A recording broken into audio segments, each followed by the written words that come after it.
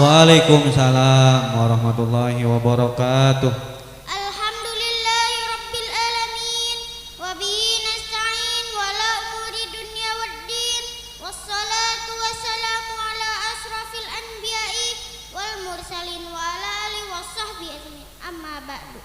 Pertama-tama yang paling utama, mari kita panjatkan puji Allah Subhanahu wa taala karena atas kuasanya kita dapat berkumpul bertatap muka dalam peringatan Maulid Nabi Muhammad.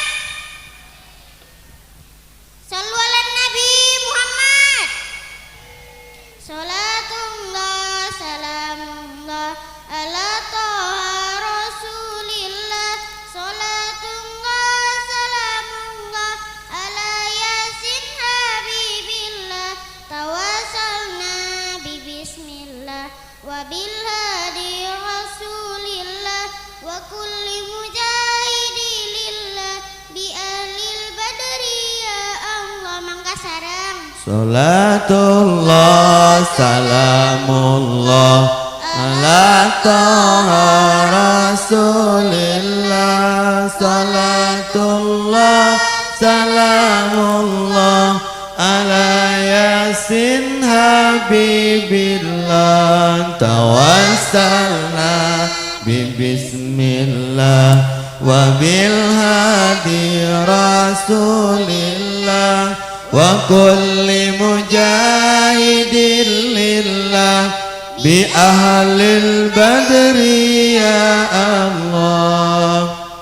Alhamdulillah. Teman-teman, ada pesan dari Maulid Nabi Muhammad Sallallahu alaihi sallu ala Nabi Muhammad. Pesannya adalah kita harus berbakti kepada orang tua kita. Jangan sampai air susu dibalas dengan air tubar. Kasih sayang ibu tak terbalas air mata.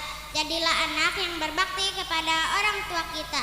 Ada hadis yang meriwayatkannya, al jannatu tahta aqdamil ummati.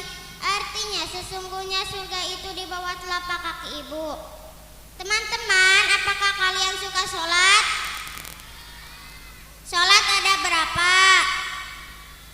Sebutkan satu persatu.